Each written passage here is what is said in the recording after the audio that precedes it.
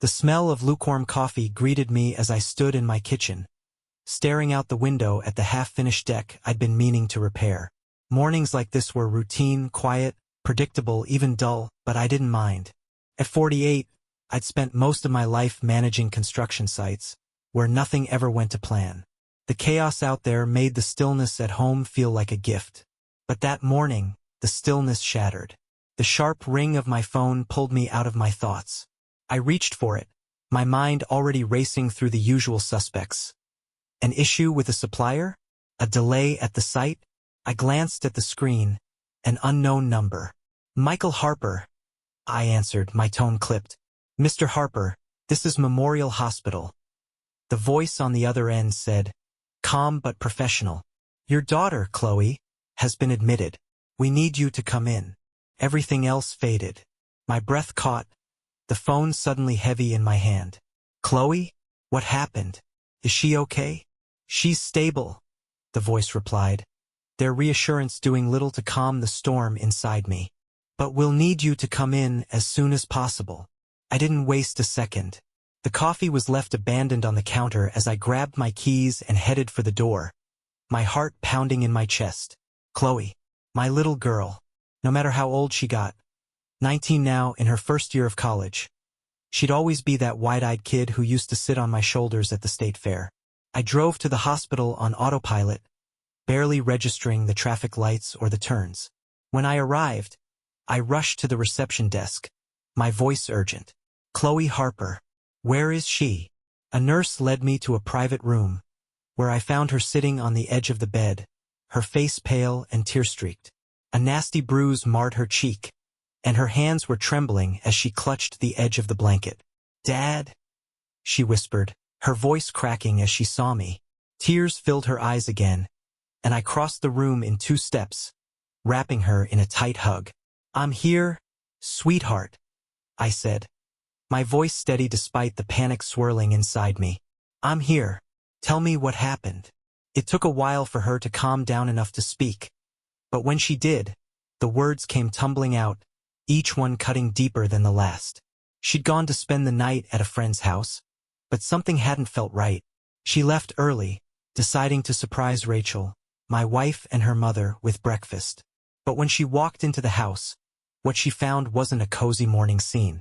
It was Rachel in the arms of Nicholas Green, my brother-in-law. I felt the blood drain from my face as she continued. Chloe's voice trembled as she described the confrontation.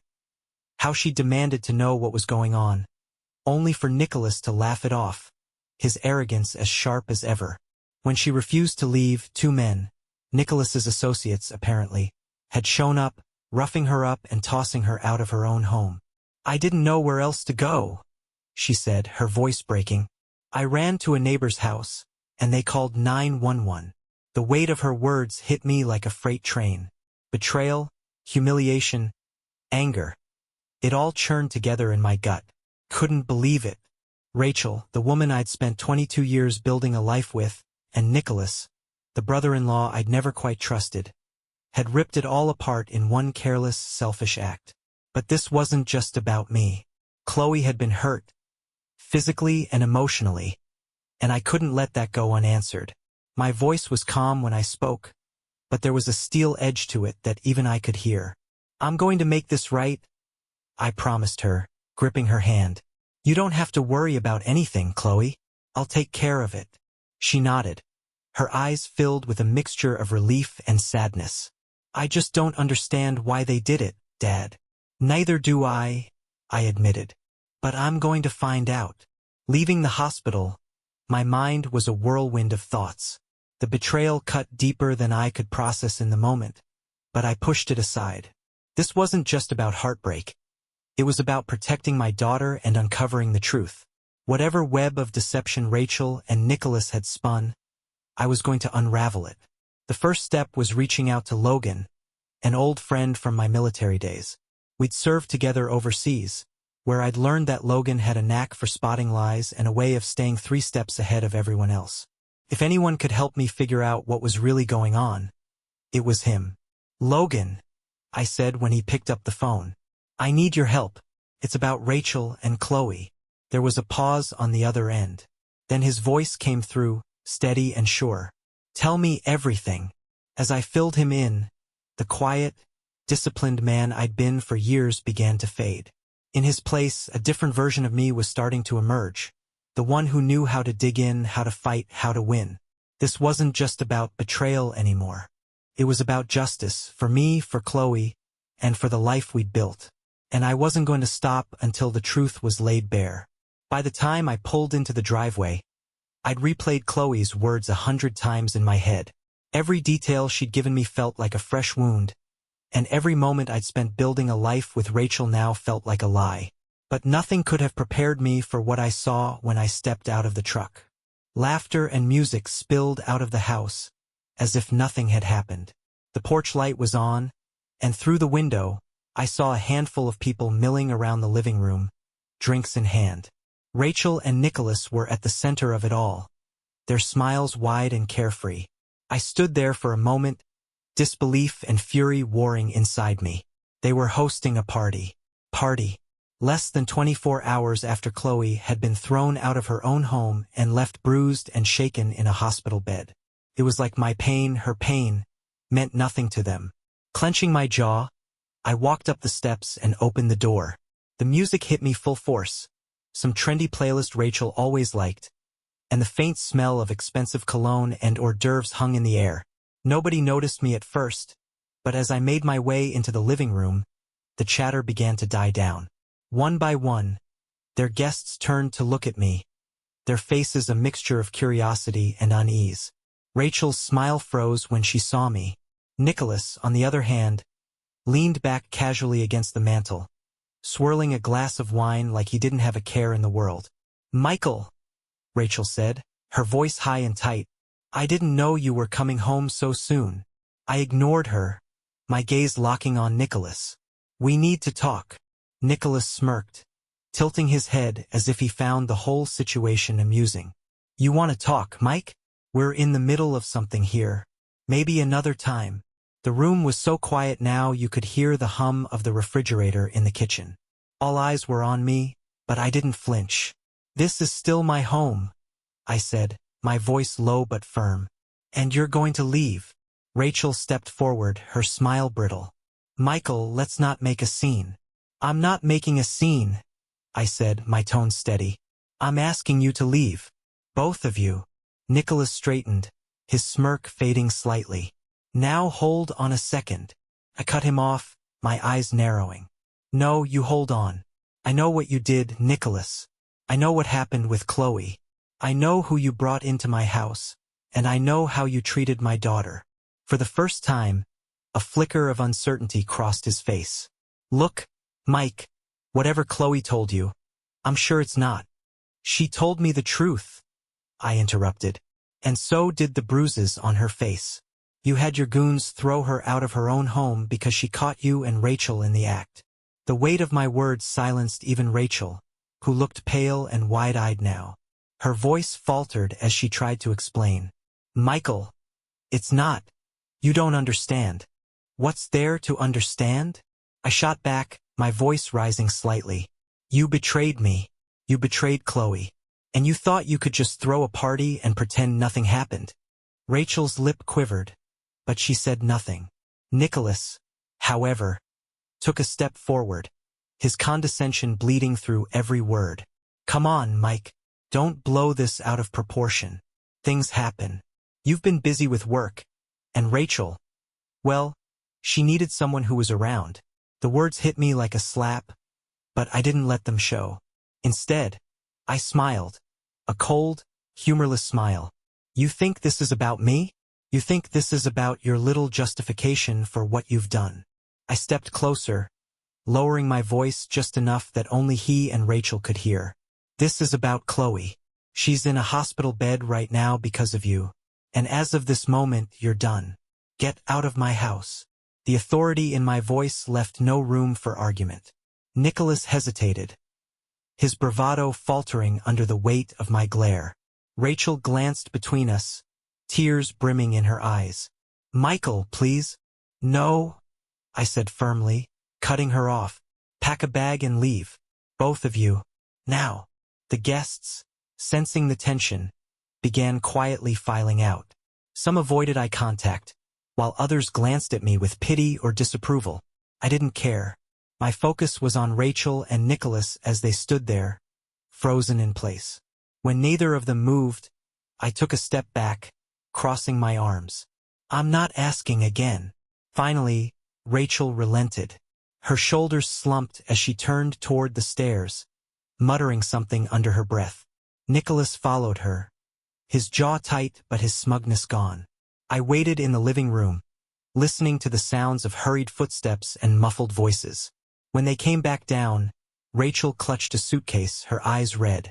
She hesitated by the door, looking at me as if she wanted to say something, but I didn't give her the chance. Go! She nodded once, then walked out into the night. Nicholas trailed behind her, throwing one last glare over his shoulder before stepping through the door. When the house was finally silent, I stood in the middle of the living room, surrounded by the remnants of their party. Glasses half full of wine, plates with untouched appetizers, a playlist still humming softly in the background. This was the home I'd built, brick by brick, with love and care. Now it felt like a hollow shell, tainted by their betrayal. But I wasn't going to let them win. Not completely. I'd uncover the full extent of Nicholas's schemes, protect Chloe, and rebuild what mattered most. This wasn't the end, it was just the beginning.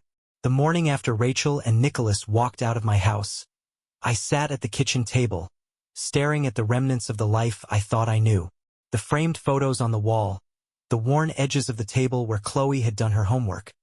All of it felt like a facade, a stage set for a play that had been running behind my back for years. But the shock was gone. In its place was determination.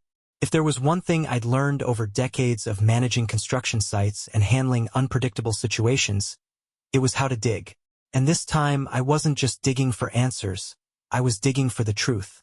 I started with Logan, my old military buddy. His ability to stay 3 steps ahead had been a lifesaver during deployments, and I knew he still had connections that could help me now.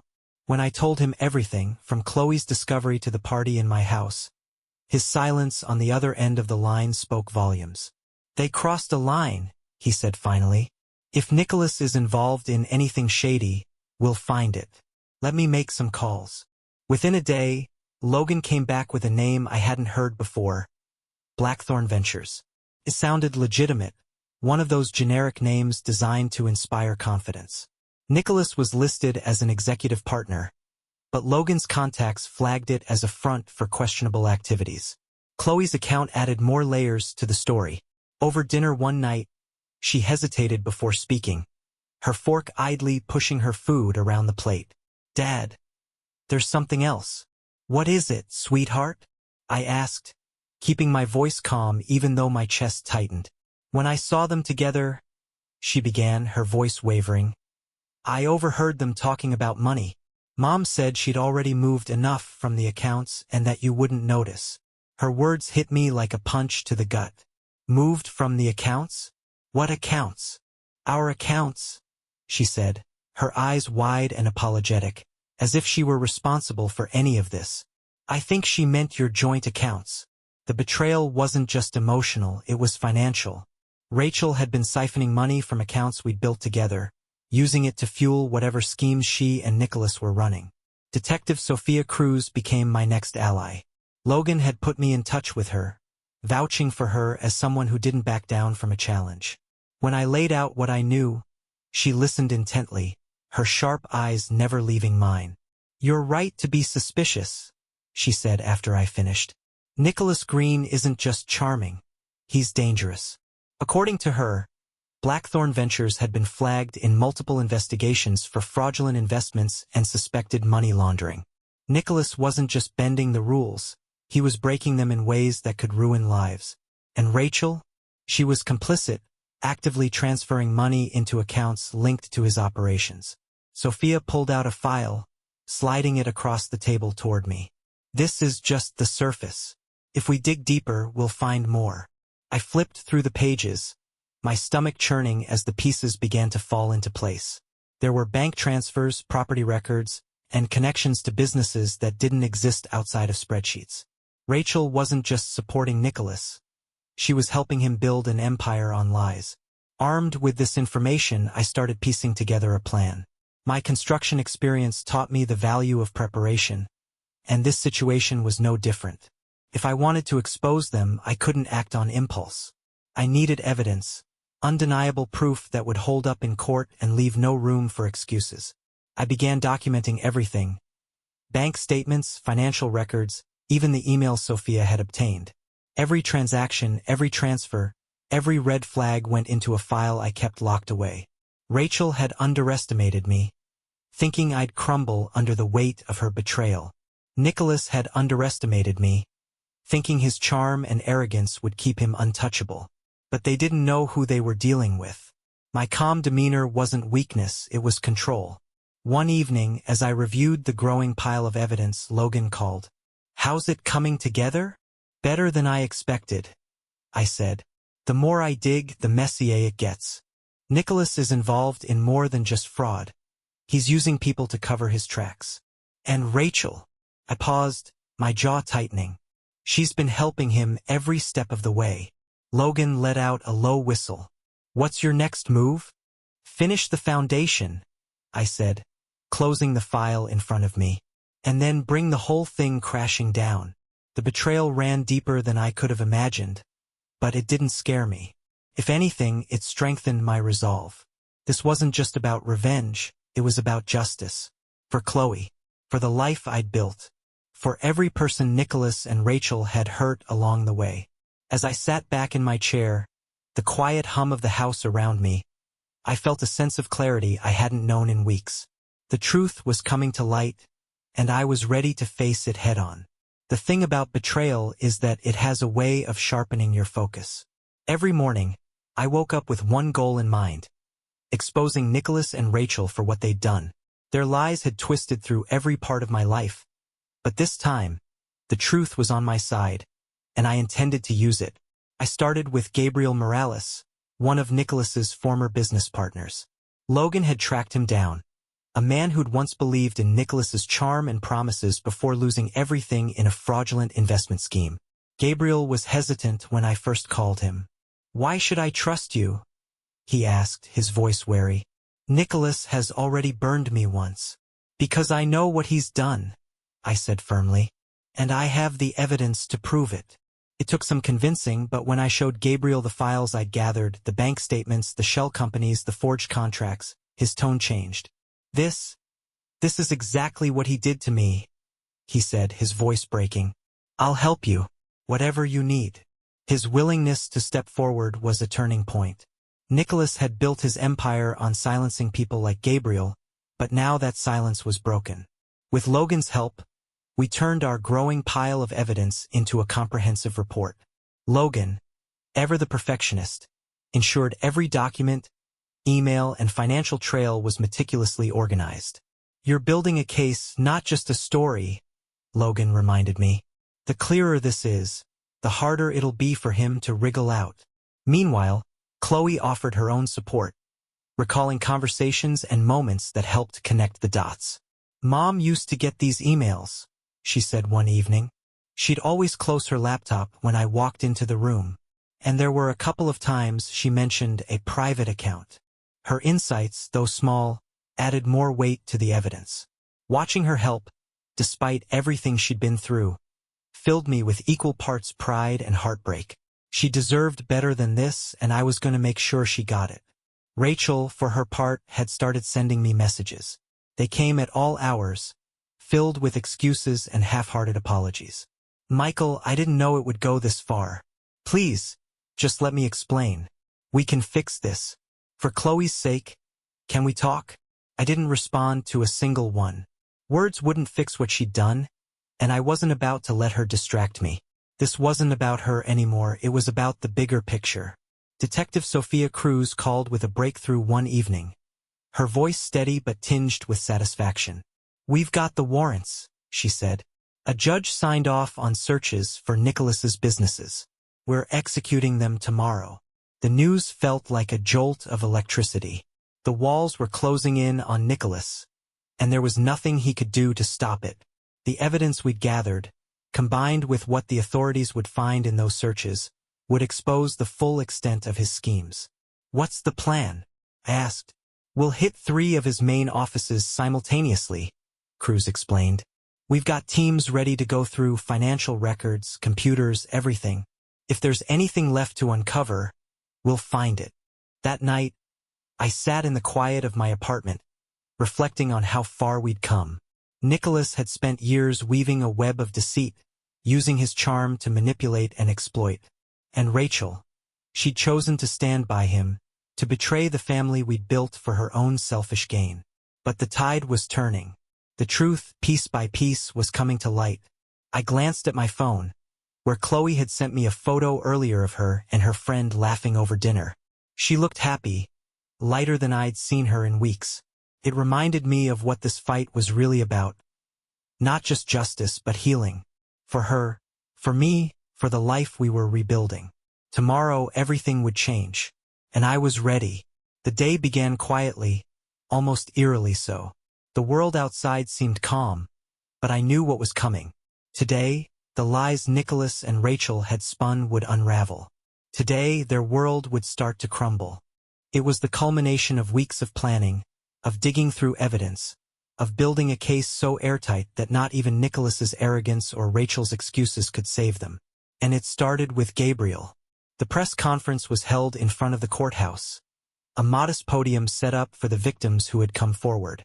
Gabriel was the first to speak, his voice trembling at first but growing stronger as he laid bare what Nicholas had done to him. "He promised me an opportunity," Gabriel said, gripping the edges of the podium. "He told me I'd be helping build something great. Instead, he stole everything I had. My savings, my dignity, my future." Other victims followed, their stories painting a picture of a man who had manipulated, stolen, and destroyed without remorse. Nicholas's name was now tied to words like fraud, scam, and betrayal, splashed across headlines and whispered in conversations. Michael Harper, the quiet construction manager who'd lived his life in the background, wasn't the story. And that's exactly how I wanted it. Logan kept me updated as the day unfolded, his calm voice steady over the phone. "The warrants hit hard," he said. "They're pulling records from every corner of Blackthorn Ventures. It's a mess, Michael. Accounts everywhere, false investments, the whole 9 yards." "What about Rachel?" I asked. "That's the kicker," Logan replied. "Her offshore accounts are frozen. Every financial backdoor Nicholas set up for her is locked down." I let the words sink in, a strange mix of satisfaction and sadness washing over me.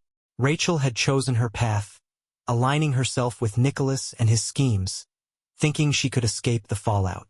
Now she was feeling the weight of her decisions. The messages from her started coming in shortly after. "Michael, I didn't know it would go this far. Please, can we talk? I need your help. They've taken everything. I have nowhere to go." I stared at her words, the desperation practically bleeding through the screen. For a moment, I felt a flicker of pity. This was the woman I'd loved for 22 years, the mother of my child. But that flicker was quickly extinguished by the memory of Chloe's bruised face, of the pain Rachel's choices had caused. I typed a single response: "Face the consequences." Then I blocked her number. As the press conference gained traction, the story began spreading. Local news stations picked it up first, then regional outlets. Nicholas Green, the once respected businessman, was now the poster child for corporate greed and fraud. His carefully crafted image, the charm, the success, the lies, was falling apart in real time. Detective Cruz called later in the day with an update. "Nicholas is officially under investigation for fraud, embezzlement, and money laundering," she said. "With the evidence we've gathered and the victims coming forward, it's only a matter of time before charges are filed." "And Rachel?" I asked. "She's implicated," Cruz replied. "Her involvement in transferring funds and supporting Nicholas's operations makes her a co-conspirator. She'll face charges too." I nodded, even though she couldn't see me. It wasn't just about justice for me anymore. It was about ensuring they couldn't hurt anyone else. That evening, Chloe came home. She stepped through the door with a hesitant smile, her bag slung over her shoulder. I met her at the door, pulling her into a hug before she could say a word. "Welcome home," I said softly. "It feels good to be back," she replied, her voice muffled against my chest. "Are you okay, Dad?" I pulled back, looking into her eyes. "I am now." We spent the evening catching up, the weight of the day lifting with each laugh and story she shared. Watching her strength, her resilience, reminded me why I'd fought so hard. Chloe had been through so much, but she hadn't let it break her. Neither had I. As the house quieted for the night, I sat in the living room, the hum of the television filling the silence. A news anchor recapped the day's events, listing the charges Nicholas faced and the victims who had spoken out. It felt surreal, seeing everything laid out so plainly, like a chapter of my life being closed in real time. But this wasn't the end. It was the turning point.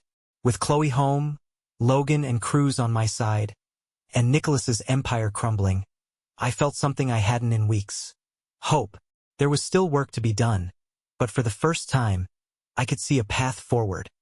A future where betrayal didn't overshadow every corner of my life. As I turned off the TV and headed upstairs, I felt a quiet determination settle over me. Justice was in motion, and the life I was rebuilding wasn't just for me. It was for Chloe, for the truth, and for the peace we both deserved. It didn't take long for the fallout from Nicholas's exposure to ripple through every corner of his carefully constructed life. With his fraudulent operations laid bare, the authorities wasted no time digging into the tangled web he'd created. Detective Cruz and her team worked methodically, ensuring that every accomplice, every shell company, and every illicit transaction was accounted for. Rachel's name appeared repeatedly in those investigations. Her involvement in transferring funds and aiding Nicholas's schemes made her culpable, and her attempts to hide behind plausible deniability fell flat under the weight of the evidence. Her allies, what few she had, vanished as quickly as her resources. The frozen accounts, the seized assets, and the public disgrace left her isolated. For someone who had once lived in comfort and confidence, it was a steep fall. Rachel tried reaching out to me again, her messages growing more desperate as the reality of her situation set in. "Michael, please. I need help. Just hear me out. I made a mistake, but I didn't mean for it to go this far. Let's talk. You don't have to forgive me, but Chloe needs us to fix this together." Every message was a reminder of what she'd done, of the trust she'd shattered. But I refused to let her derail me. Engaging with her would only distract from what mattered most: Chloe and the life we were rebuilding. I deleted each message without replying, my resolve unwavering. Rachel had made her choices, and now she had to face the consequences. Gabriel Morales called me one evening, his voice lighter than I'd ever heard it. "Michael, I don't know how to thank you," he said. "What you did, it gave me my life back."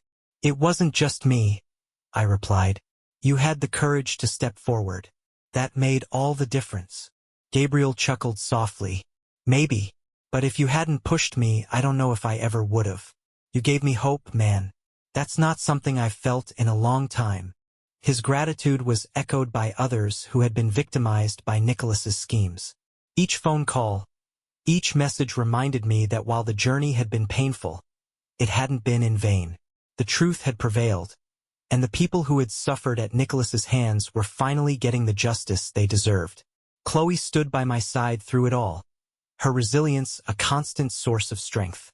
She had grown so much over these weeks, her quiet courage shining through in ways that left me in awe. One afternoon, as we sat on the back porch watching the sun dip below the horizon, she turned to me with a thoughtful expression. "Dad, do you think people like Nicholas ever feel guilty for what they've done?" I considered her question for a moment before replying. "Maybe, but guilt doesn't mean much unless it's followed by change. Nicholas and your mom made their choices. Now it's up to us to focus on ours." She nodded, her gaze steady. "I don't want to waste energy hating them. I just want us to move forward." Her words struck me deeply. Chloe had every reason to hold on to anger and resentment, but instead, she chose to focus on the future. It was a lesson I hadn't expected to learn from her, but one I took to heart. With the weight of the investigation no longer pressing down on me, I began thinking about what came next. Chloe and I started making plans. Not grand ones, but simple, meaningful steps toward rebuilding our lives. We talked about her college goals, the trips we wanted to take, and the ways we could make our house feel like home again. Each conversation was a reminder that while betrayal had once defined our lives, it didn't have to dictate our future.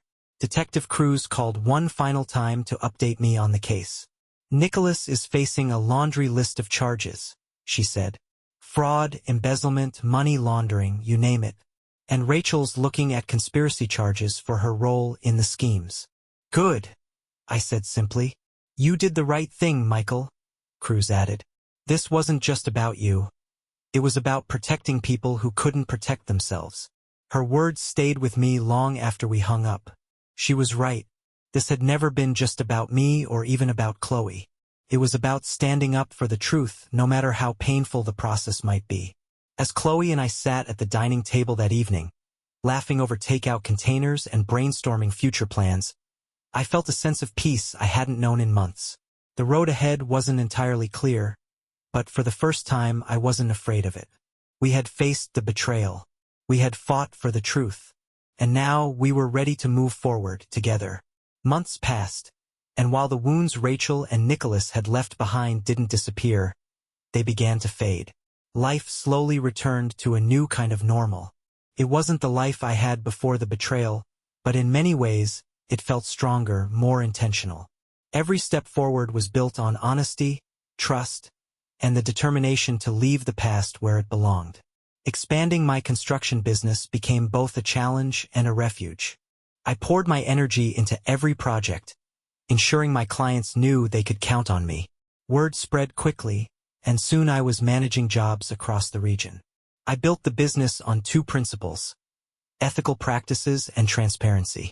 After what I'd been through, I wanted to make sure that anyone who worked with me never had to question my integrity. The success felt good, but it was about more than just profits.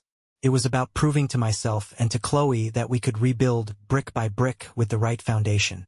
Chloe, meanwhile, had found her own calling. The ordeal with Rachel and Nicholas had lit a fire in her, one that burned with a desire to protect others from being taken advantage of. She enrolled in pre-law classes at her college, determined to make a difference. "I want to help people, Dad," she said one evening as we sat on the porch. "People like Gabriel, people who don't know how to fight back." Couldn't have been prouder. "You're going to be great at it," I said, meaning every word. "You've already got the most important thing, heart." Watching her find her purpose reminded me why I'd fought so hard in the first place. The strength she'd gained, the resilience she carried.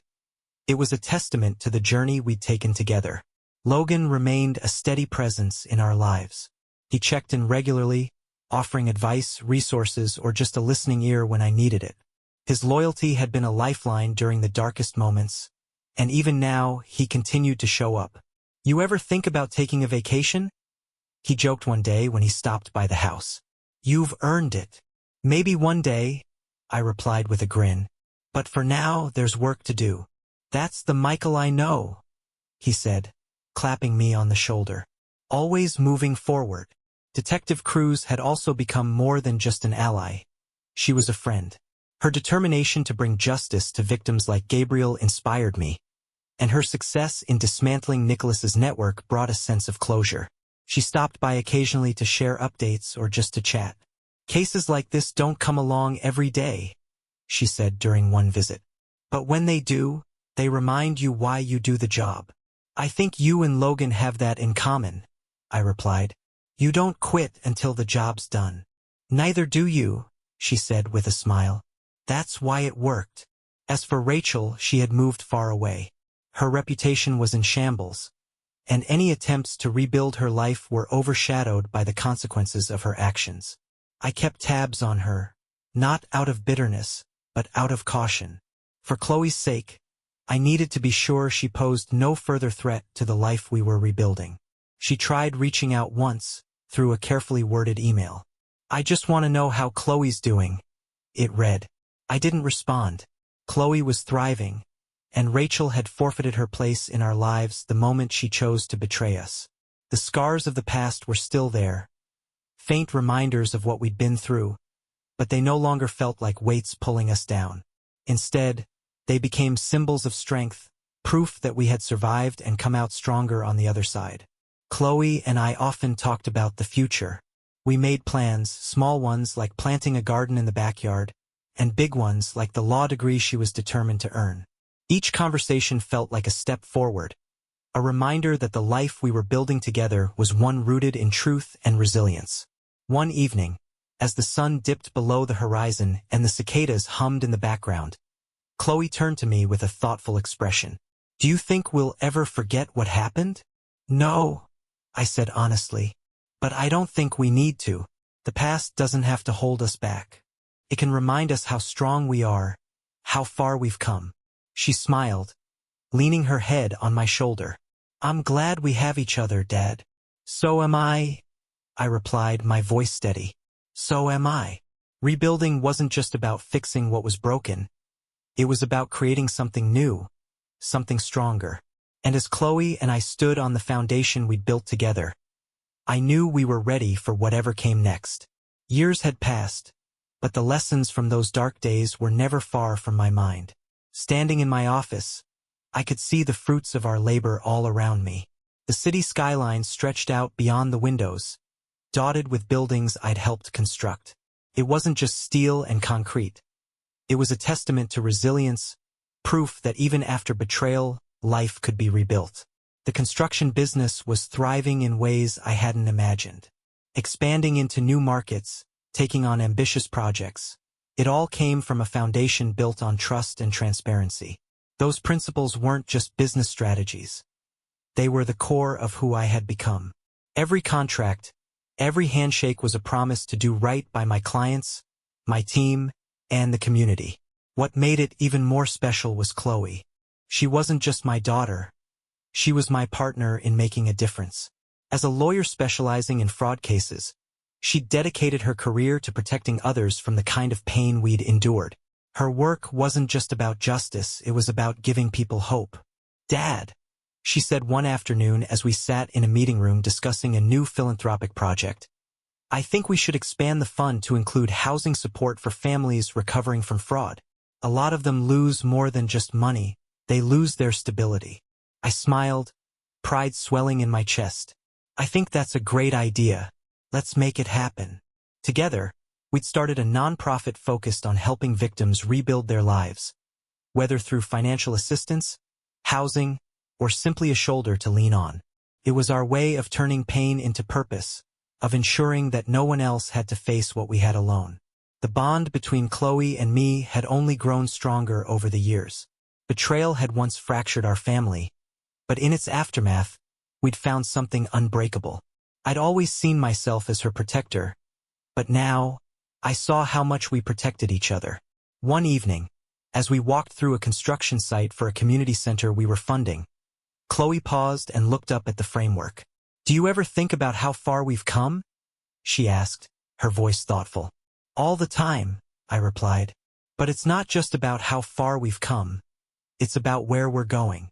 She smiled, and for a moment, I saw the little girl who used to climb onto my shoulders at fairs. But now, she was a woman. Strong, determined, and compassionate. Watching her thrive was the greatest reward I could have asked for. Rachel's shadow still lingered in small ways, but it no longer held power over us. She'd built her life far away, her reputation forever tarnished by the choices she'd made. I kept tabs on her, not out of spite but out of caution for Chloe's sake. Every so often, Chloe would ask about her mother, and I'd answer honestly, but those conversations grew fewer over time. The wounds Rachel had left behind had healed into scars, visible but no longer painful. They were reminders of where we'd been, of the strength it had taken to move forward. Logan and Detective Cruz remained close allies, their roles shifting as the years went on. Logan retired from his work but occasionally joined me for coffee, his advice as sharp as ever. Cruz, now leading a division focused on white-collar crimes, often collaborated with Chloe on cases. "You Harper kids don't quit, do you?" Logan joked one day, watching Chloe present a proposal for a new initiative. Nope, I said with a grin. Must be something in the blood.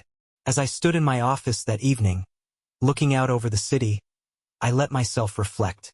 The betrayal that had once shattered my family felt like a lifetime ago, but its lessons were etched into everything we'd built.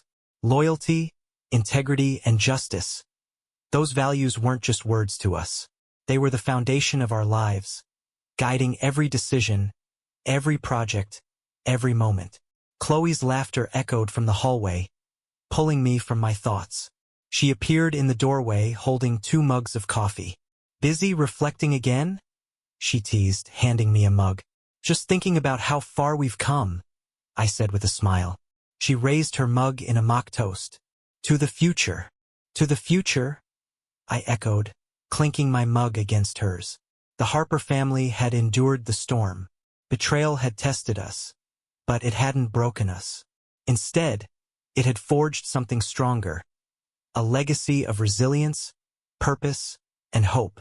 The past could never be erased, but it had shaped a future brighter than I ever thought possible. Together, we stood on the foundation we'd built, ready for whatever came next.